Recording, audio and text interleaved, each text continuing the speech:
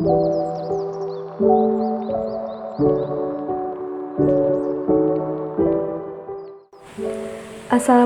warahmatullahi wabarakatuh. Perkenalkan, nama saya Salike Raisana dengan NIM 2216040086, Program Studi Akuntansi Syariah B. Di sini, saya akan menjelaskan materi tentang korelasi ilmu akhlak dengan ilmu-ilmu lainnya pada mata kuliah pengantar studi pemikiran Islam. Di video ini, saya akan menjelaskan korelasi atau hubungan ilmu akhlak dengan 3 ilmu lainnya. Yang pertama yaitu korelasi ilmu akhlak dengan ilmu tauhid, yang kedua korelasi ilmu akhlak dengan ilmu fikih, dan yang ketiga korelasi ilmu akhlak dengan ilmu jiwa.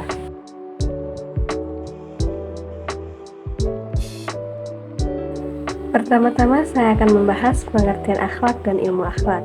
Akhlak secara bahasa yaitu jamak dari khuluq yang berarti perangai, tabiat, atau kebiasaan.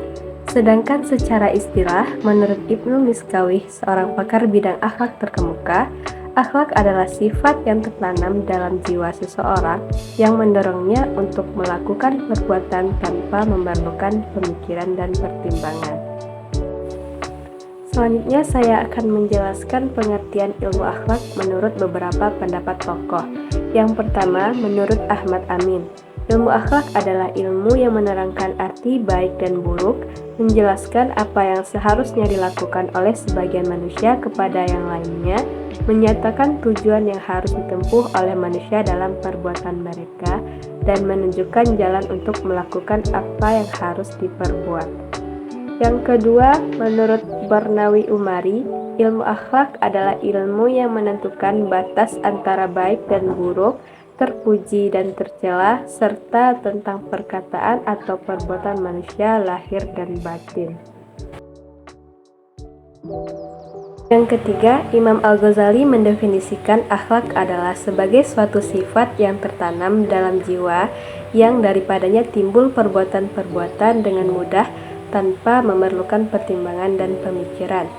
Dan yang terakhir, menurut Ibrahim Anis, akhlak adalah sifat yang tertanam dalam jiwa yang dengannya lahirlah macam-macam perbuatan baik atau buruk tanpa memikirkan pertimbangan akal pikiran. Dari beberapa definisi tersebut, dapat disimpulkan bahwa pengertian ilmu akhlak mencakup 4 hal. Yang pertama, menjelaskan arti baik dan buruk. Kedua, menerangkan apa yang seharusnya dilakukan. Ketiga, menunjukkan jalan untuk melakukan perbuatan. Dan keempat, menyatakan tujuan di dalam perbuatan. Selanjutnya, korelasi ilmu akhlak dengan ilmu tauhid. Yang pertama, perlu kita ketahui apa itu tauhid. Kata tauhid menurut bahasa berasal dari kata wahada yang berarti mengesakan atau menunggalkan. Ilmu tauhid merupakan ilmu usuluddin atau ilmu pokok-pokok agama, yakni menyangkut akidah dan keimanan. Akhlak yang baik dalam pandangan Islam harus berpijak pada keimanan. Iman tidak cukup sekedar disimpan dalam hati, melainkan harus dilahirkan dalam perbuatan yang nyata, dalam bentuk amal soleh atau tingkah laku yang baik. Hubungan ilmu akhlak dengan ilmu tauhid dapat dilihat dari beberapa segi. Yang pertama, dilihat dari segi objek pembahasannya. Ilmu tauhid membahas masalah Tuhan dari segi zat, sifat, dan perbuatannya. Kepercayaan kepada Allah akan menjadi landasan untuk mengarahkan amal perbuatan yang dilakukan manusia, sehingga perbuatan yang dilakukan manusia akan tertuju semata-mata karena Allah Subhanahu wa Ta'ala. Dengan demikian, ilmu tauhid akan mengarahkan perbuatan manusia menjadi ikhlas. Keikhlasan ini merupakan salah satu akhlak yang mulia. Yang kedua, dilihat dari segi fungsinya, ilmu tauhid menghendaki agar seseorang yang bertauhid tidak hanya cukup menghafal rukun iman dengan dalil-dalilnya, tetapi yang terpenting adalah agar orang tersebut bertauhid meneladani subjek yang ada dalam rukun iman tersebut. Contohnya, jika kita percaya bahwa Allah memiliki sifat-sifat yang mulia, maka sebaiknya manusia yang bertauhid melakukan sifat-sifat itu. Misalnya, Allah Subhanahu wa Ta'ala bersifat Ar-Rahman dan Ar-Rahim, yang berarti Maha Pengasih dan Maha Penyayang. Maka sebaiknya manusia menerapkan sifat tersebut dengan bersikap kasih sayang pula.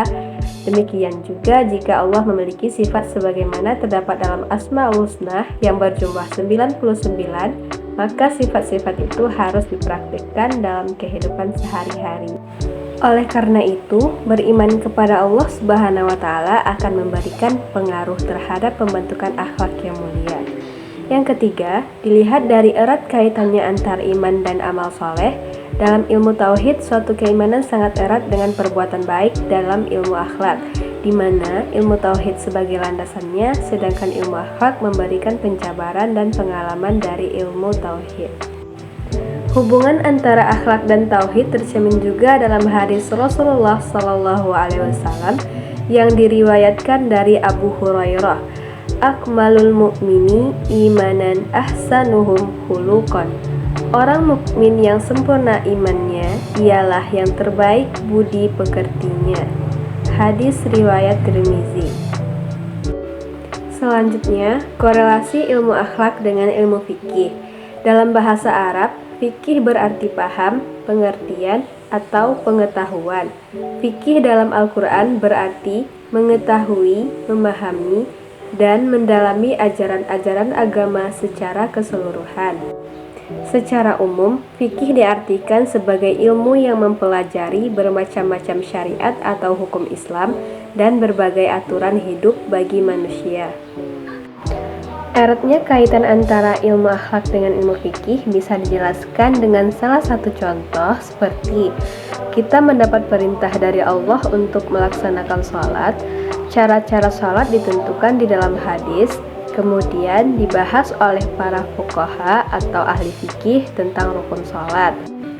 Kita pun diperintahkan agar mengerjakan sholat dengan khusyuk dan tidak riya, karena riya sendiri termasuk salah satu akhlak tercela.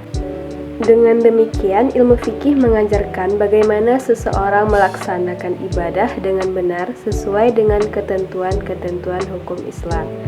Sedangkan ilmu akhlak mengajarkan bagaimana seseorang melakukan sholat dengan hati yang berpusat kepada Allah dan hati yang pasrah, mengharap, takut, dan penyesalan atas dosa yang pernah dilakukan.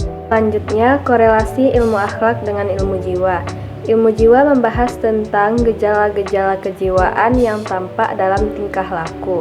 Melalui ilmu jiwa dapat diketahui sifat-sifat psikologis yang dimiliki oleh seseorang. Jiwa yang bersih dari dosa dan maksiat serta dekat dengan Allah akan melahirkan perbuatan dan sikap yang tenang pula. Sebaliknya, jiwa yang kotor, banyak berbuat kesalahan, dan jauh dari Allah akan melahirkan perbuatan yang jahat, sesat, dan menyesatkan orang lain. Ilmu jiwa dan ilmu akhlak bertemu karena pada dasarnya sasaran keduanya adalah manusia. Ilmu akhlak melihat dari apa yang sepatutnya dikerjakan manusia, sedangkan ilmu jiwa atau psikologi melihat tentang apa yang menyebabkan terjadinya suatu perilaku.